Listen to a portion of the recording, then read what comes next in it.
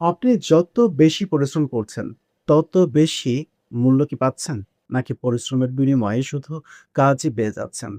একটা প্রশ্ন করি, আপনার অফিসে যখন নতুন কোনো কঠিন কাজ আসে, সবার আগে কার নামটা ওঠে?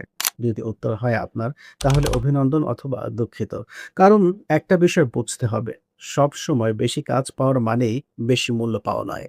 অনেক সময় এর মানে হলো আপনি এমন একজন মানুষে পরিণত হয়েছেন যার কাঁধে কাজ চাপিয়ে দিলেই কাজ হয়ে যায়। আমরা ছোটবেলা থেকে শুনে আসছি হার্ড ওয়ার্ক পেজ অফ, কিন্তু বাস্তব জীবনে এসে দেখলাম hard work pays only when the right people notice the right results. শুধু ঘাম ছড়ালেই দাম বাড়ে না, ঘাম থেকে যদি ফলাফল না আসে তাহলে সেটা শুধুই ক্লান্তি বাড়ায়। একবার নিজের অফিসের দিকে তাকিয়ে দেখুন। এমন একজন মানুষ নিশ্চয়ই আছেন যিনি সকাল থেকে রাত পর্যন্ত কাজ করেন। সবাই জানে তিনি ভীষণ পরিশ্রমী।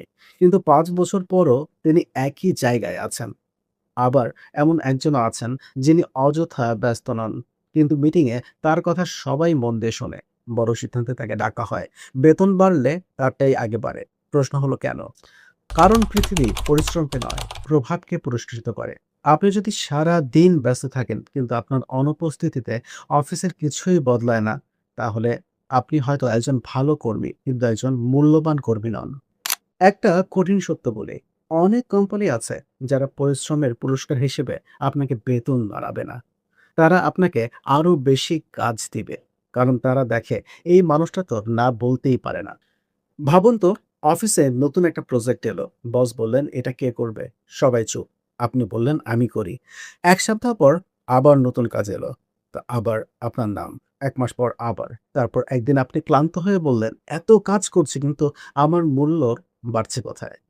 আসলে আপনি নিজের অজান্তেই একটা ভুল করেছেন। আপনি প্রমাণ করেছেন যে আপনি বেশি কাজ করতে পারেন। কিন্তু আপনি কখনো প্রমাণ করেননি যে আপনি বেশি মূল্য তৈরি করতে পারেন। এই ২ টার মধ্যে আকাশ-পাতাল পার্থক্য। ব্যস্ত মানুষকে সবাই ব্যবহার করে, মূল্যবান মানুষকে সবাই সম্মান করে। আরেকটা বিষয় লক্ষ্য করেছেন? অনেক মানুষ সারাদিন এত ব্যস্ত থাকে যে নতুন কিছু শেখার সময়ই পায় না। সকালে অফিস, রাতে বাসা, পরদিন আবার একই রুটিন। ১ বছর পরে সে আগের বছরের মানুষটাই রয়ে গেল। কিন্তু বাজার বদলে গেছে, দক্ষতা বদলে গেছে, চাকরির চাহিদা বদলে গেছে। শুধু সে বদলায়নি। তারপরে সে অবাক হয়ে বলে, "আমার বেতন কেন বাড়ছে না?" বেতন শুধু অভিজ্ঞতার জন্য বাড়ে না। বেতন বাড়ে আপনার মূল্য বাড়লে। আর মূল্য বাড়ে তখনই যখন আপনি এমন কিছু জানেন যা সবাই জানে না। এমন কিছু পারেন যা সবাই পারে না। এমন সমস্যার সমাধান করতে পারেন যা অন্যরা করতে পারে না। মনে রাখবেন, আপনাকে যত সহজে রিপ্লেস করা যাবে আপনার মূল্য তত কম হবে। আপনি যত কঠিন হয়ে উঠবেন, আপনাকে রিপ্লেস করা যত জটিল হয়ে উঠবে, আপনার মূল্য তত দ্রুত বাড়বে।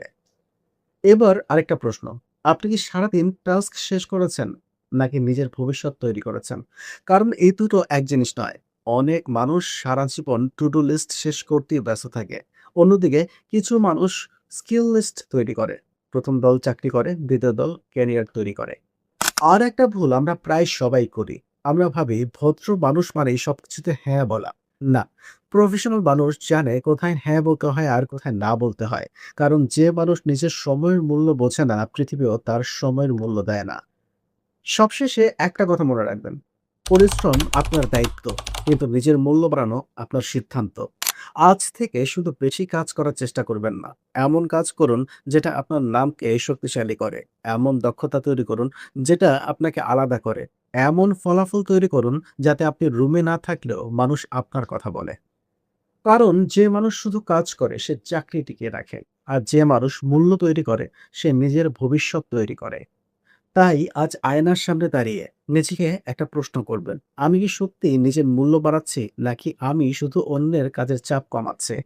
এই প্রশ্নের উত্তরটাই আপনার আগামী ৫ বছরের ক্যারিয়ার ঠিক করে দিতে পারে।